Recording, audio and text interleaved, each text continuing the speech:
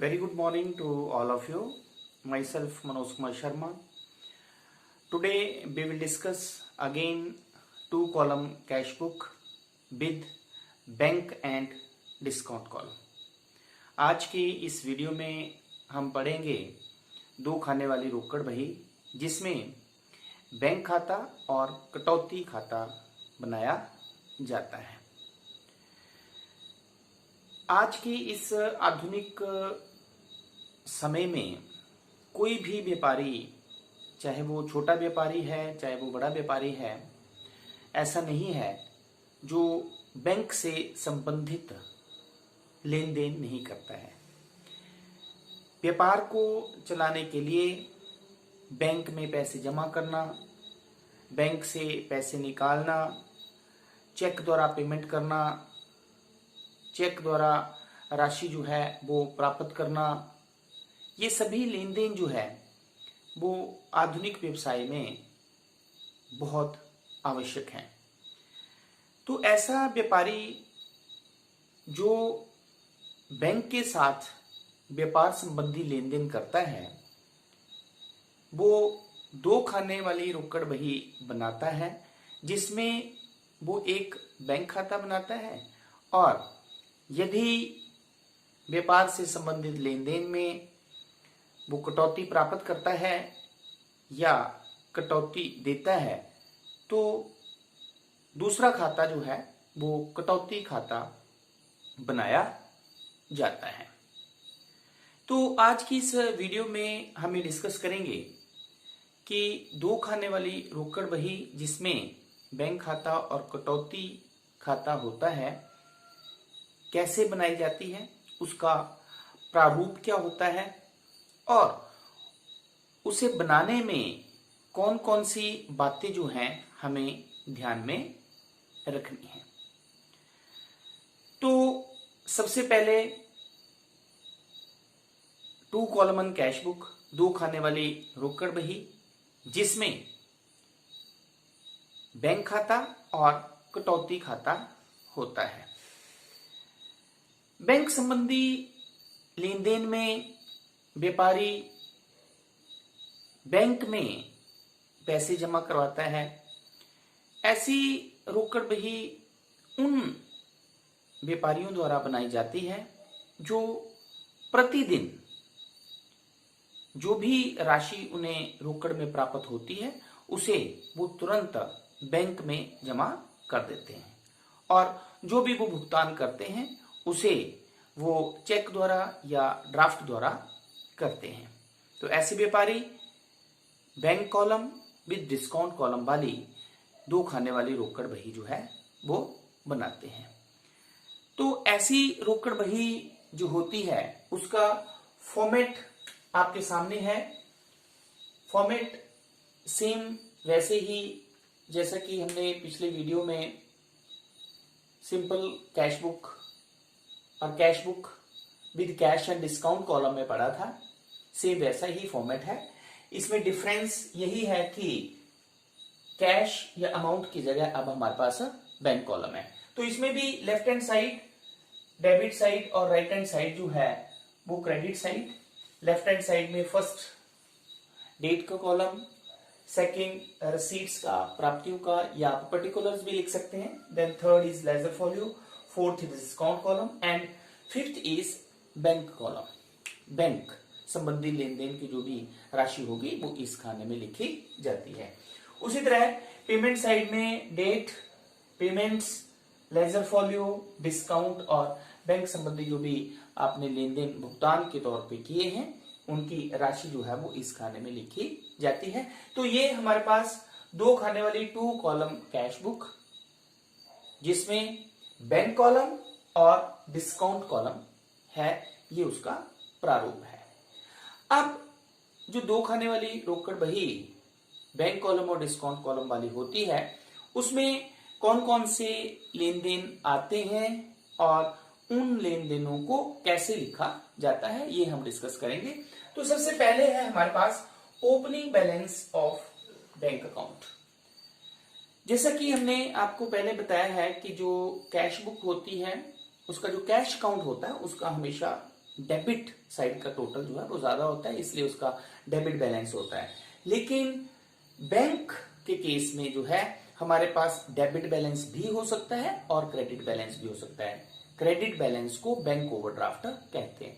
तो यदि हमारे पास बैंक का डेबिट बैलेंस है, मींस डिपॉजिट ज्यादा है, विड्रॉल हमारे पास कम है, तो डेबिट बैलेंस को हम, जिसे आप ओपनिंग बैलेंस भी कहते हैं बैंक कॉलम का, उसे हम कैसे लिखेंगे?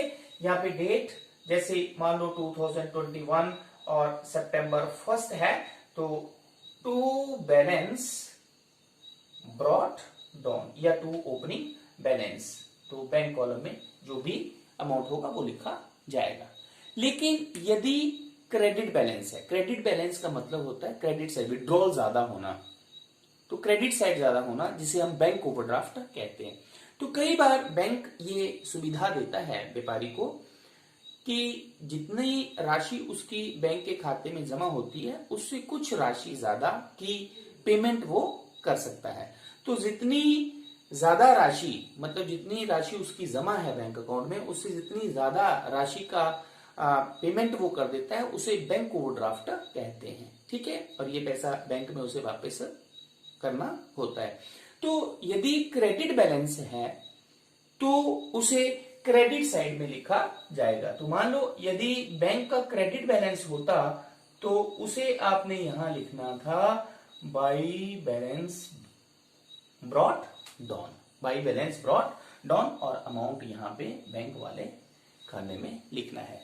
तो बैंक संबंधी जो हमारे पास कैश बुक होती है उसमें ये बात ध्यान में रखनी है आपने कि बैंक खाने का या बैंक खाते का डेबिट बैलेंस भी हो सकता है और क्रेडिट मतलब बैंक ओवरड्राफ्ट भी हो सकता है। तो यदि डेबिट बैलेंस है तो उसे to balance brought down debit side में लिखना है, और यदि बैंक ओवरड्राफ्ट है तो उसे आपने क्रेडिट साइड में बाई बैलेंस ब्रॉट डाउन करके लिखना है।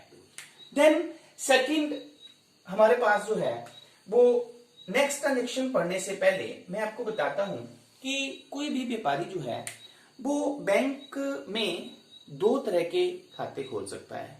Number one is saving bank account बोलते हैं इसको, सेविंग बैंक अकाउंट, ठीक है। और दूसरा होता है करंट अकाउंट, करंट अकाउंट। जैसे सेविंग बैंक अकाउंट जो होता है, जो सेविंग अकाउंट होता है वो बचत के लिए जो भी पैसा आपके पास बचता है, इसे आप इन्वेस्टमेंट भी कह सकते हैं, तो उसे बैंक में डिपॉजिट करवा दिया जाता है, जो सेविंग अकाउंट होता है। लेकिन एक व्यापारी जो है वो व्यवसाय से संबंधित लेन देनों के लिए बैंक में करंट अकाउंट, जिसे हम चालू खाता कहते हैं, वो ओपन करता है। अब सेविंग अकाउंट और करंट अकाउंट में कुछ एक डिफरेंसेस होते हैं। क्यों करंट अकाउंट जो है वो खोला जाता है और सेविंग अकाउंट क्यों नहीं खोला जाता? जो सेविंग अकाउंट होता है उस पे बैंक इंटरेस्ट देता है, ठीक है। जो भी हम जो एम्प्लॉयड पर्सन, एम्प्लॉय होते हैं या जो लोग अपनी सेविंग्स करते हैं, जो बैंक में अकाउंट वो खोलते हैं, तो वो सेविंग अकाउंट खोलते हैं और हमें वो है ईयर के बाद कुछ रेट ऑफ इंटरेस्ट जो है वो मिलता है, ठीक है। लेकिन एक व्यापारी द्वारा जो है वो व्यापार से संबंधित लेन देनों के लिए जो है वो करंट अकाउंट बैंक में ओपन किया जाता है। तो जो हम ये बात कर रहे हैं टू कॉलम कैश बुक में, बैंक कॉलम और डिस्काउंट कॉलम की, तो ये करंट अकाउंट है। कौन सा है? Current account. अब करंट अकाउंट एक व्यापारी द्वारा क्यों खोला जाता है? क्योंकि करंट अकाउंट में व्यापारी को बैंक द्वारा ये सुविधा दी जाती है कि वो जितनी बार चाहे पैसा जमा कर सकता है और जितनी बार चाहे वो पैसा इस अकाउंट से निकाल सकता है। लेकिन सेविंग अकाउंट में ऐसा नहीं होता है। तो सेविंग अकाउंट में मैक्सिमम 4 ही ट्रांजेक्शन कर सकता है कोई व्यापारी, 4 बार पैसा निकाल सकता है, ठीक है। तो इसलिए जो है वो सेविंग अकाउंट की बजाय जो है वो करंट अकाउंट जो है वो एक व्यापारी द्वारा बैंक में खोला जाता है। जो करंट अकाउंट में पैसा एक व्यापारी द्वारा जमा किया जाता है उस पर उसे कोई भी ब्याज नहीं मिलता है। इसके विपरीत करंट अकाउंट जो चालू खाता होता है उसमें एक मिनिमम बैलेंस होता है। मिनिमम अलग अलग बैंक में ये अलग अलग होता है, 5,000 से लेके 10,000 के बीच ये बैलेंस होता है। तो अगर ये राशि करंट अकाउंट से कम हो जाती है तो बैंक उल्टा जो है वो चार्जेस पेनल्टी भी चार्ज करता है। तो ये थोड़ा सा एक डिफरेंस होता है सेविंग अकाउंट और करंट अकाउंट में। तो एक व्यापारी द्वारा व्यापार से संबंधित लेन देनों के लिए बैंक में जो खाता खोला जाता है उसे चालू खाता या करंट अकाउंट कहते हैं। अब कौन कौन से वो लेन देन होते हैं जिन्हें एक व्यापारी जो है वो दो खाने वाली रोकड़ बही जिसमें बैंक खाता और रोकड़ खाता डिस्काउंट कॉलम होता है, उसमें कौन कौन से वो लेन देन लिखता है। तो इसमें हमारे पास है डिपॉजिटिंग कैश और चेक इन बैंक।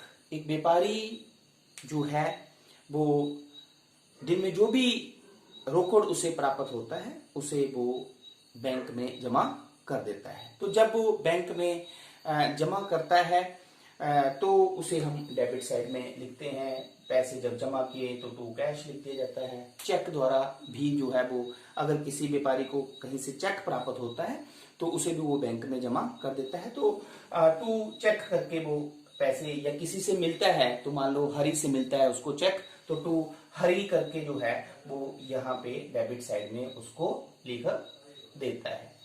जब भी कोई व्यक्ति या व्यापारी जो है व्यवसाय बैंक में पैसे जमा करता है तो मैं आपको बताता हूं कि जो एडमिशन के लिए या पैसा जमा करवाने के लिए जो फॉर्म होता है वो कौन सा फॉर्म होता है।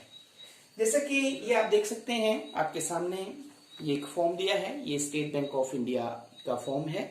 जब भी आप पैसे बैंक में जमा करवाएंगे तो ये फॉर्म आपको फिल करना पड़ता है जिसमें अकाउंट नंबर, डेट, आपका मोबाइल नंबर, कितना पैसा आप जमा कर रहे हो, 200 के नोट हैं, 500 के नोट हैं, 2000 के नोट हैं, ये सारा आपको लिखना पड़ता है। ये जो पोर्शन होता है आपके इस फॉर्म का इसको आप काउंटरफॉइल बोलते हैं। ठीक है, ये जो पोर्शन होता है इसको आप काउंटरफॉइल बोलते हैं।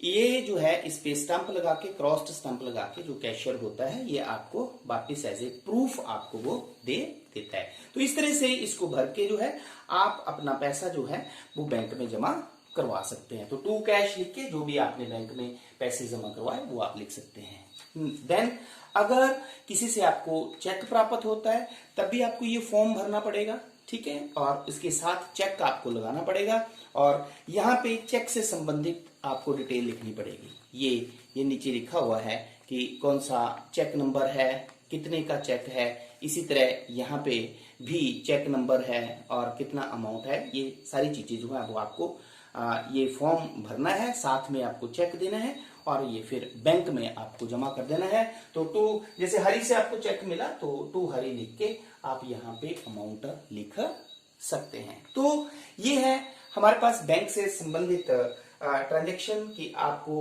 बैंक से किसी भी व्यापारी को जब जो भी कोई व्यापार से उसे कैश प्राप्त होता है तो 2 कैश करके उसे बैंक कॉलम में लिख देना है, क्योंकि बैंक में वो हर रोज जो है वो कैश को बैंक में जमा कर देता है। सेकेंडली उसे अगर चेक द्वारा किसी से राशि प्राप्त होती है तो 2 चेक करके या किसी व्यक्ति से चेक मिलता है तो उस व्यक्ति का नाम लिख के जो है वो उसे बैंक में वो लिख देता है। तो ये हमारे पास ट्रांजैक्शन है बैंक से संबंधित। देन नेक्स्ट है हमारे पास विड्रॉइंग मनी फ्रॉम बैंक। तो बैंक से जो है वो पैसा निकालना।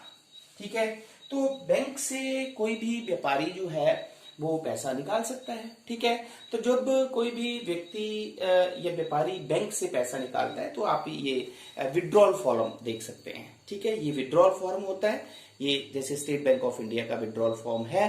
तो इसमें देखो यहाँ पे लिखा है अकाउंट होल्डर, अकाउंट का नाम, ठीक है, डेट, ठीक है, फिर आपको लिखा है यहाँ पे कितना अमाउंट आपने निकालना है और यहाँ पे आपने साइन कर देने हैं, यहाँ पे मोबाइल नंबर लिख देना है। तो ये है आपके पास विड्रॉल फॉर्म। ठीक है, तो इस विड्रॉल फॉर्म के साथ पासबुक होना जो है वो जरूरी होती है और पासबुक से इस विड्रॉल फॉर्म के माध्यम से आप सिर्फ 50,000 रुपया ही बैंक से निकाल सकते हैं। ठीक है, अगर 50,000 रुपए से ज्यादा आपको बैंक से पैसे निकालने हैं तो आपको चेक द्वारा जो है वो पैसे निकालने पड़ते हैं। अब चेक जो है वो क्या होता है, चेक का फॉर्मेट भी मैं आपको दिखाता हूं। जैसे ये देख सकते हैं आप, ये एक चेक है, ठीक है, ये एक चेक है।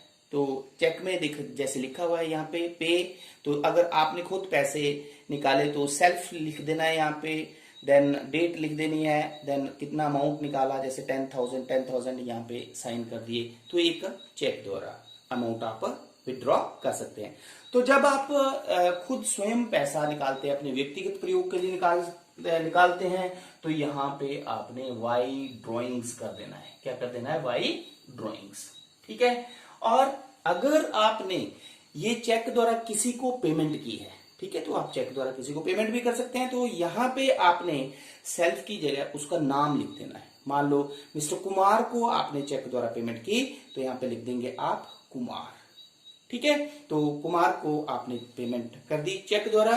तो चेक द्वारा जब आप पेमेंट करेंगे, तो मान लो कुमार को आपने चेक द्वारा पेमेंट की, तो भाई कुमार और अमाउंट बैंक के क्रेडिट में आपने लिख देना है, ठीक है। एक बात यहाँ पे आपने ध्यान में रखनी है कि ये जो चेक है, ये सिंपल चेक है, इसमें एक क्रॉस्ड चेक भी होता है, या इसी चेक को आप क्रॉस्ड भी कर सकते हैं। अब क्रॉस्ड का मतलब क्या होता है, यहाँ पे क्रॉसिंग लगा देना, लाइनें लगा देना। अब जब आप क्रॉसिंग लगा देते हैं यहाँ पे, जिसको रेखांकित चेक कहते हैं, तो उस केस में जिस व्यक्ति का नाम इस चेक पे लिखा होता है, उसे वो कैश में राशि नहीं मिलती है, वो राशि उसके बैंक खाते में ट्रांसफर की जाती है। ये थोड़ा सा आपने ध्यान में रखना है कि क्रॉस्ड चेक के केस में जो भी व्यक्ति जिसका नाम उस चेक पे लिखा होता है, वो उस राशि को प्राप्त नहीं कर सकता है। वह राशि जो है उसके बैंक खाते में हस्तांतरित की जाती है। ये थोड़ा सा डिफरेंस होता है एक सिंपल चेक और क्रॉस्ड चेक में, ठीक है। तो जब आप चेक द्वारा पेमेंट करते हैं, तो भाई कुमार जिसको आपने चेक दिया, और वो राशि जो है वो आपने क्रेडिट साइड में लिखनी है। इसी तरह कोई भी बड़ी पेमेंट, कोई भी आपने एसेट्स खरीदी, मशीनरी खरीदी, पेमेंट आपने चेक द्वारा की है, इलेक्ट्रिसिटी बिल आपने चेक द्वारा दिया है, तो बाई इलेक्ट्रिसिटी बिल, ठीक है। कोई भी पेमेंट आपने बाई इलेक्ट्रिसिटी बिल, जो भी आपने पेमेंट की है, तो उसे चेक द्वारा किया है, तो उसे आपने क्रेडिट साइड में लिखना है, ठीक है। देन नेक्स्ट हमारे पास है बैंक से संबंधित लेन देन, चेक इंडोर्समेंट। इंडोर्समेंट का मतलब होता है बेजान करना। मान लो किसी व्यक्ति से हमने पैसे लेने थे, ठीक है, हमें उस व्यक्ति से चेक प्राप्त होता है, लेकिन मान लो किसी और व्यक्ति को हमने पैसे देने हैं, तो वही चेक जो है वो हमने एक व्यक्ति से प्राप्त हुआ और अपने किसी नेक्स्ट लेनदार को दे दिया, तो उसे हम बोलते हैं इंडोर्समेंट। क्या बोलते हैं, इंडोर्समेंट। तो इंडोर्समेंट के केस में हमारे पास जिसको वो चेक दे दिया जाता है, XYZ जो भी होगा, उसको हम क्रेडिट साइड में लिख के अमाउंट जो है वो बैंक कॉलम में लिखा जाता है, ठीक है। तो इस तरह से इंडोर्समेंट का मतलब होता है when the cheque is transfer to the next creditor, ठीक है। किसी अगले लेनदार को जब वो चेक जो है वो हस्तांतरित कर दिया जाता है, तो उसे बोलते हैं हम इंडोर्समेंट ऑफ अ चेक, ठीक है। देन नेक्स्ट है हमारे पास चेक डिसऑनर्ड। चेक डिसऑनर्ड, तो यदि हमें चेक प्राप्त होता है किसी व्यक्ति से, ठीक है, और उस चेक को हम बैंक में जमा करने के लिए भेजते हैं, लेकिन बैंक में वो चेक जो है वो बैंक उसे एक्सेप्ट नहीं करता है, किसी भी टेक्निकल इशू से, ओवर राइटिंग है, उसमें डेट गलत है, या जिस व्यक्ति ने वो चेक दिया उसके खाते में पैसे नहीं है, तो अगर बैंक इन कारणों से उस चेक को डिनाई कर देता है, तो उसे हम कहते हैं चेक डिसऑनर्ड। क्या कहते हैं, चेक डिसऑनर्ड। तो चेक डिसऑनर्ड के केस में भी हमारे पास जो है वो उसकी एंट्री क्रेडिट साइड में की जाती है। जिसका चेक है, मान लो हरी से हमें चेक मिला था, तो बाई हरी लिख दिया जाएगा और अमाउंट जो है हमारे पास बैंक कॉलम में लिखा जाता है। तो इस तरह से ये कुछ एक लेन देन है हमारे पास जो बैंक से संबंधित है। और लास्ट में हम क्या करते हैं, बैलेंसिंग। तो बैलेंसिंग सिंपल कैश बुक की तरह इसकी बैंक कॉलम की भी करते हैं। तो डेबिट या क्रेडिट जो भी साइड ज्यादा है मान लो डेबिट साइड ज्यादा है तो डेबिट साइड का टोटल कर लिया जाता है और क्रेडिट साइड का टोटल रफ में करके जो भी बैलेंस आता है उसे लास्ट डेट ऑफ मंथ को बाई बैलेंस कैरी डाउन करके लिख दिया जाता है। तो इस तरह से जो है वो 2 column cash book with bank and discount column जो है वो बनाई जाती है। तो आज के इस वीडियो में हमने जो है वो 2 column cash book bank with discount column क्या होती है, इसका फॉर्मेट क्या होता है और इसमें जब हम लेन देनों को लिखते हैं तो हम कौन कौन सी बातें जो हैं वो ध्यान में रखते हैं और किस तरह से जो है वो लेन देनों को इस 2 कॉलम कैश बुक में लिखा जाता है। तो ये आई होप कि इस वीडियो से आपको ये समझ में आ गया होगा। Thank you very much.